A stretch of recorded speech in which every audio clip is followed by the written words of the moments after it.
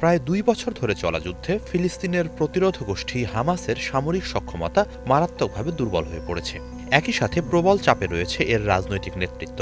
তবুও দীর্ঘ এই যুদ্ধকাল জুড়ে নগদ ভিত্তিক একটি গোপন বেতন ব্যবস্থা ব্যবহার করে ৩০,০০০ সরকারি কর্মচারীর বেতন অব্যাহত রেখেছে এই গোষ্ঠী, যার পরিমাণ প্রায় $৭ মিলিয়ন। বিশেষ এক প্রতিবেদনে মোটা দাগে গোপন এই বেতন ব্যবস্থার চিত্র তুলে এনেছে বিবিসি। এ ব্যাপারে গাজার বেশ কয়েকজন সরকারি কর্মচারীর সঙ্গে কথা বলেছে তারা।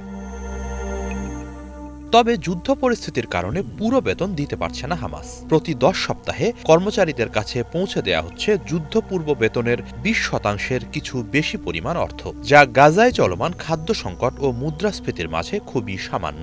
ইসরায়েলি অবরোধের কারণে সম্প্রতি গাজায় ১ কেজি ময়দার দাম $৮০ পর্যন্ত পৌঁছেছে, যা স্মরণকালের ইতিহাসে সর্বোচ্চ।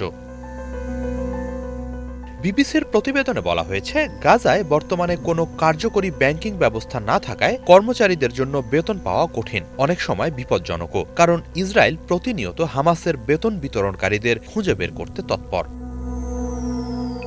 কিভাবে বেতন দেয়া হচ্ছে এ প্রসঙ্গে কর্মচারীদের বরাত দিয়ে বিবিসি জানায়, প্রায় ক্ষেত্রেই কর্মচারীদের বা তাদের স্ত্রীদের ফোনে এনক্রিপ্টেড বার্তা যায়। সেখানে বিশেষ সময়ে বিশেষ স্থানে দেখা করার কথা বলা হয়, হয়তোবা কোনো বন্ধুর সঙ্গে চায়ের দাওয়াতে হাজির থাকার অনুরোধ জানানো হয়। এরপর উল্লেখিত স্থানে গেলে ওই কর্মচারীর হাতে একটি সিল করা খাম ধরিয়ে দেন কোনো পুরুষ বা নারী, সেটাতেই থাকে অর্থ। এরপর কোনো কথা না বলেই চলে যান ওই ব্যক্তি। নাম প্রকাশ না করার শর্তে হামাসের ধর্ম বিষয়ক মন্ত্রণালয়ের এক কর্মচারী জানিয়েছেন, প্রতিবার যখন তিনি বেতন তুলতে যান, স্ত্রী ও সন্তানদের বিদায় জানিয়ে যান, কারণ তিনি হয়তো আর নাও ফিরতে পারেন। বেশ কয়েকবার বেতন বিতরণ পয়েন্টে ইসরায়েলি হামলার ঘটনা ঘটেছে বলে জানান তিনি। তবে এখনও স্পষ্ট নয় প্রশাসনিক ও আর্থিক অবকাঠামোর অধিকাংশই ধ্বংস হওয়ার পরও কিভাবে হামাস তাদের বেতন কার্যক্রম চালিয়ে যেতে সক্ষম হচ্ছে।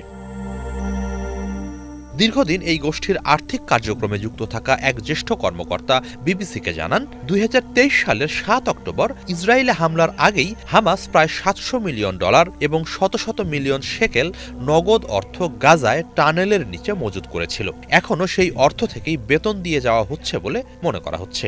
তবে এরপরও এত ধ্বংসযজ্ঞ সত্ত্বেও এই প্রতিরোধ গোষ্ঠী যেভাবে প্রায় ২ বছর ধরে গোপনে বেতন কার্যক্রম চালিয়ে যাচ্ছে, তা তাদের সার্বিক সক্ষমতারই চিত্র তুলে ধরে।